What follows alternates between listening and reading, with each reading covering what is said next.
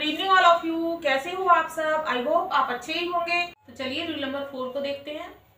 हमारा टॉपिक था imperative sentence की पैसिव वॉइस बनाना। इंपेरेटिव सेंटेंस है उनको पैसिव वॉइस में चेंज करना।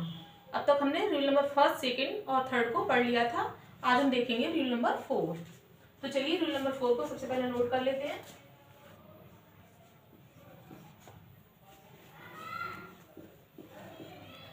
रूल नंबर 4, यदि इंपेरेटिव सेंटेंस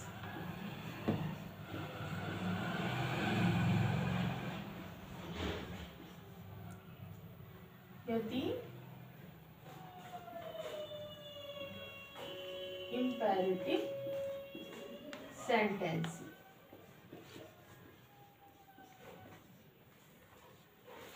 किससे स्टार्ट हो? लेट से। यदि इंपेरेटिव सेंटेंस लेट से स्टार्ट हो,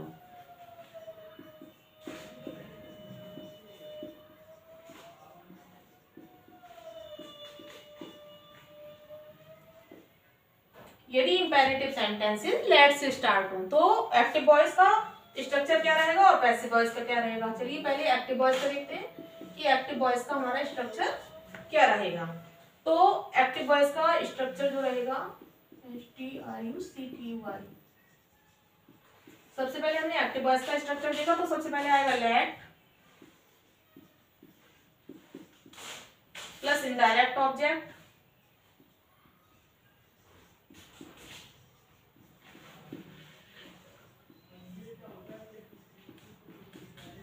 प्लस मेन वर्ब की third form plus direct object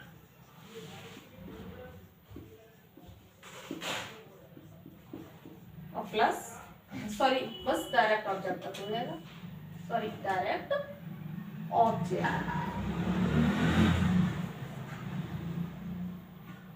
क्या हुआ? एक्टिव वॉइस का स्ट्रक्चर क्या होना चाहिए? Let indirect object plus main verb की third form plus direct object. अब पैसिव वॉइस का जब ये एक्टिव वॉइस का स्ट्रक्चर रहे तो पैसिव वॉइस का क्या स्ट्रक्चर रहेगा। चलो इसको भी देखते हैं कि पैसिव वॉइस का स्ट्रक्चर क्या रहना चाहिए।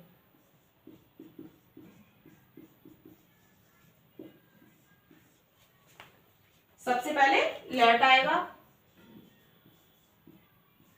प्लस जो डायरेक्ट ऑब्जेक्ट बाद में वो पहले आ जाएगा।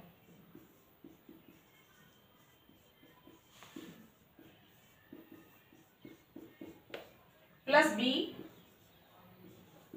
प्लस मेन वर्ब की थर्ड फॉर्म। और इसमें क्या थी? मेन वर्ब की थर्ड नहीं, मेन वर्ब की फर्स्ट फॉर्म रहेगी। यहाँ पे एक्टिव में क्या रहेगी? मेन वर्ब की फर्स्ट फॉर्म और यहाँ पे क्या रहेगी? पैसिव में मेन वर्ब की थर्ड फॉर्म।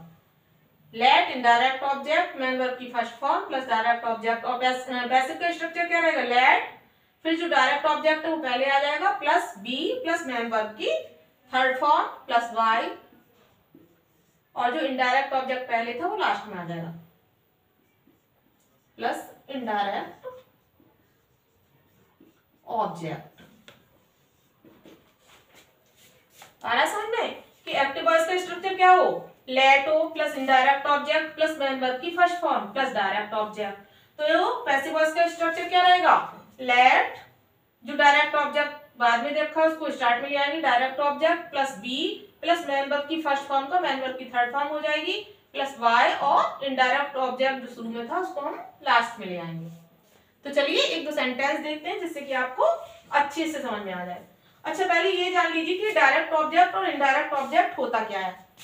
तो डायरेक्ट ऑब्जेक्ट जो वर्ब के बाद प्रयुक्त होने वाले वर्ड होते हैं, वर्ब के बाद प्रयुक्त होने वाले वस्तु सूचक शब्द, जैसे कि बुक है, पेंसिल है, पेन है।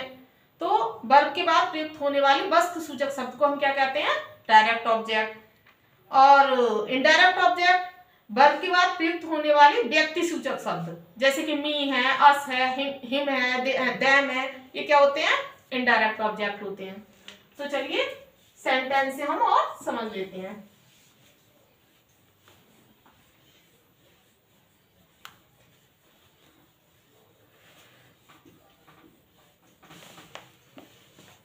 इनडायरेक्ट ऑब्जेक्ट में क्या आ जाता है? वस्तु सूचक शब्द, व्यक्ति सूचक शब्द और डायरेक्ट में वस्तु सूचक। जो डायरेक्ट है वो वस्तु सूचक शब्द से संबंधित है और जो इनडायरेक्ट है वो व्यक्ति सूचक शब्द से। चलिए तो एक सेंटेंस लेते हैं एक्टिव वॉइस का।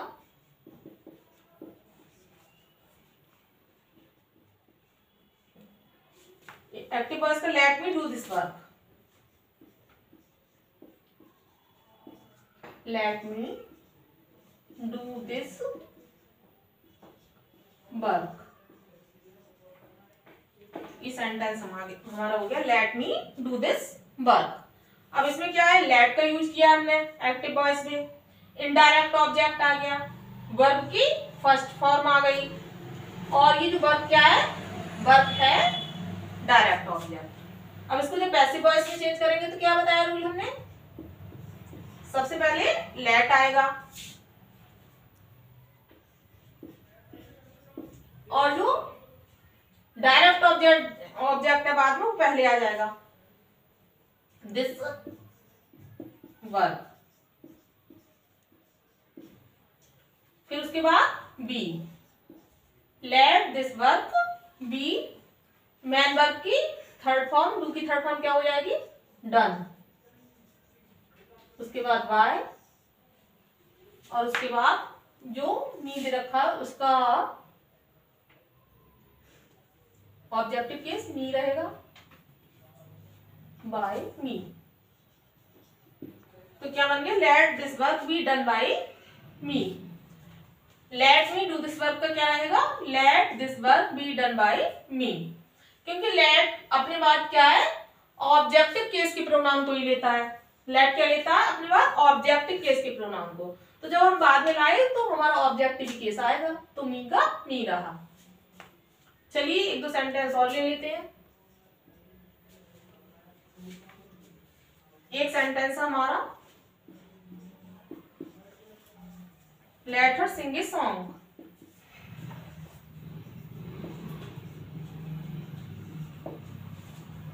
Late her sing a song. अब इसको भी चेंज करते हैं, ये किसका था, ये सेंटेंस था हमारा एक्टिव वॉइस का। अब इसको हम पैसिव वॉइस में चेंज करेंगे। तो सबसे पहले क्या आएगा, लेट, फिर लेट के बाद क्या आएगा, डायरेक्ट ऑब्जेक्ट, तो लेट ए सॉन्ग, फिर बी, फिर जो फर्स्ट फॉर्म दे रखी है उसकी थर्ड फॉर्म, फिर वाई, और हर का हर रहेगा, वाई हर।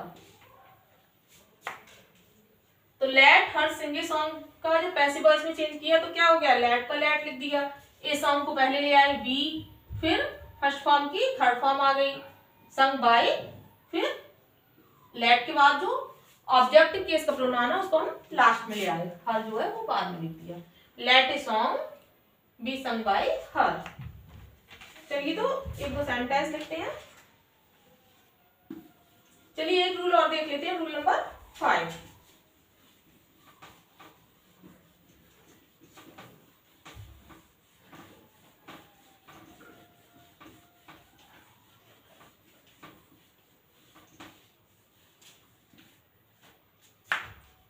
रूल नंबर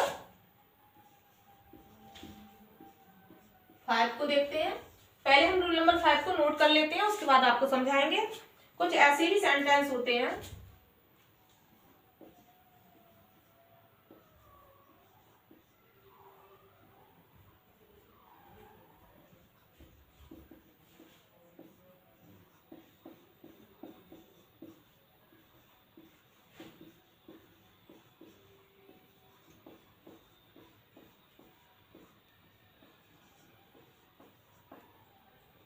कुछ ऐसी भी सेंटेंस होते हैं जो किससे स्टार्ट होते हैं, जो लेट से स्टार्ट,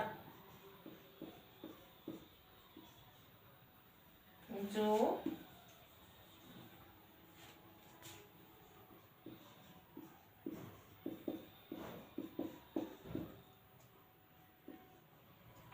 लेट से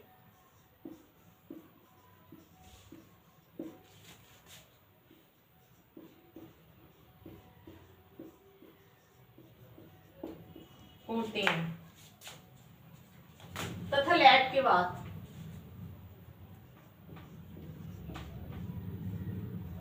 तथा लेट के बाद अस का प्रयोग होता है।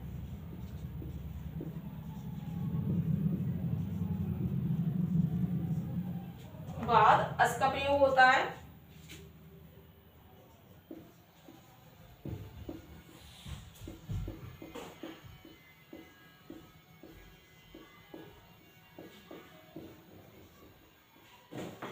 इससे क्या होता है, इससे सजेशन का भाव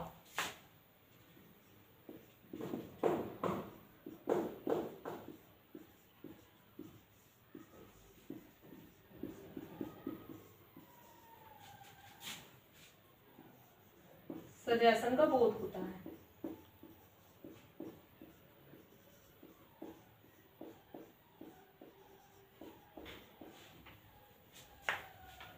कुछ ऐसे भी सेंटेंस होते हैं जो लेट से स्टार्ट होते हैं, मतलब कुछ सेंटेंस ऐसे होते हैं जो लेट से स्टार्ट होते हैं और लेट के बाद क्या आता है, अस आ जाता है। जब लेट के बाद अस आ जाए तो उससे किसका भाव आएगा, उससे सजेशन का भाव आता है। तो सबसे पहले हम ऐसे सेंटेंस का एक्टिव वॉइस का स्ट्रक्चर देख लेते हैं, फिर उसके बाद पैसिव वॉइस का। चलिए तो पहले हम एक्टिव वॉइस का स्ट्रक्चर लिख देते हैं। मान लो एक्टिव वॉइस का स्ट्रक्चर क्या रहेगा, सबसे पहले लेट आएगा प्लस अस प्लस वर्ब की फर्स्ट फॉर्म, जो मेन वर्ब होती है उसकी क्या आएगी, फर्स्ट फॉर्म। और पैसिव वॉइस का स्ट्रक्चर क्या रहेगा, पहले इट इज सजेस्टेड आ जाएगा, इट इज सजेस्टेड, फिर उसके बाद दैट प्लस दैट आएगा प्लस बी शुड,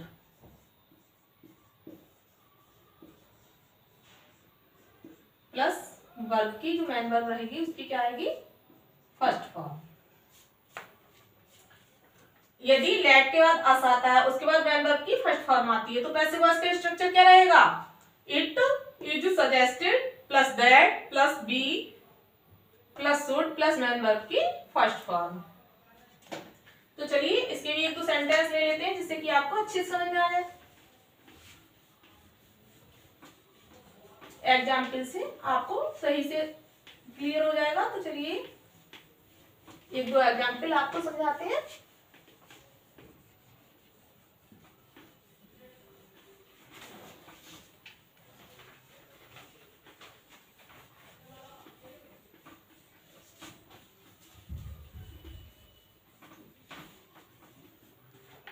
सेंटेंस हमारा एक एक्टिव वॉइस का हमने सेंटेंस लिया और सेंटेंस है let us Singh,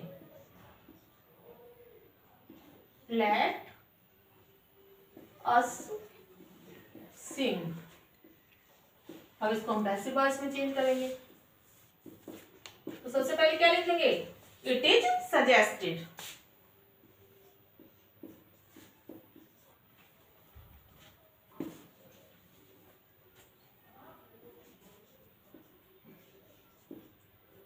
it is suggested, it is suggested के बाद क्या आएगा, that, that be should, that be should, फिर क्या आएगी, वर्ब की फर्स्ट फॉर्म। तो it is suggested that be should क्या है, सिंग।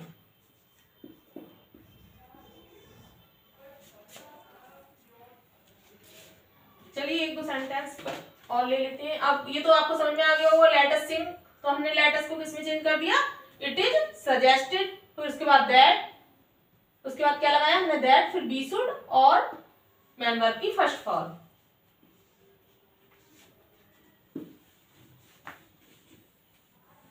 चलिए एक दो सेंटेंस और बता देते हैं आपको। तो अगला सेंटेंस हमने लिया, late us play together,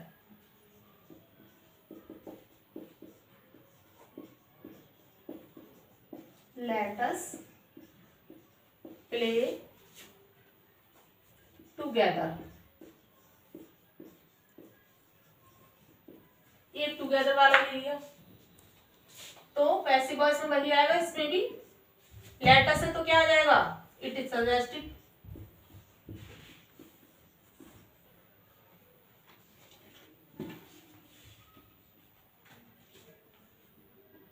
it is suggested, इसके बाद दैट वी शुड, वर्ब की फर्स्ट फॉर्म प्ले, अब टूगेदर का टूगेदर लिख देंगे, टूगेदर ज्यों का त्यों अपने स्थान पे रहेगा। ठीक है, सेंटेंस क्या था हमारा, लेट अस प्ले टूगेदर। अब इसको हमने जब पैसिव वॉइस में चेंज किया तो क्या हो गया, late us play, let us का क्या हो गया, इट इज सजेस्टेड, तो इसमें क्या आ रहा है, सजेशन का भाव आ रहा है, तो इट इज सजेस्टेड, उसके बाद दैट लगाया, फिर वी शुड, मैन वर्ब की फर्स्ट फॉर्म प्ले और टूगेदर का टूगेदर ऐसा ही लिख दिया। तो लेट अस प्ले टूगेदर का पैसिव वॉइस क्या बना, it is suggested that we should play together.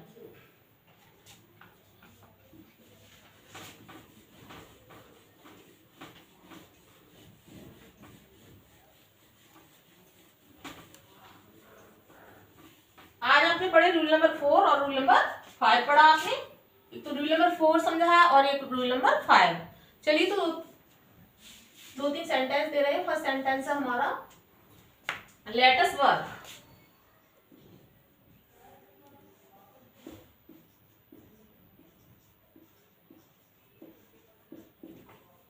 Second sentence दे रखा है हमारा, लेट अस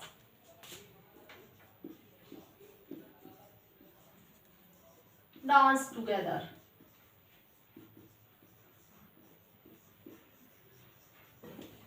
एक सेंटेंस और लिख लीजिए, let me play the match,